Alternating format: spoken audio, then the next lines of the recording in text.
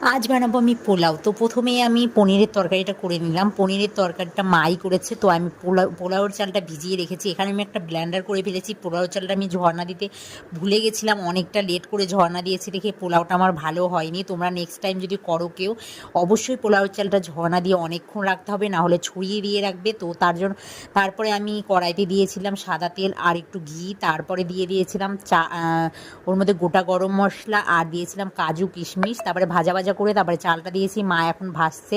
লবণ আর দিয়ে দিয়েছি ওর মধ্যে চিনি। এখানে আমি কিন্তু কোনো ইউজ করিনি, হলুদ ইউজ করিনি, একদম প্লেনভাবে করছি, একটু জাফরানি পোলাওয়ের মতন।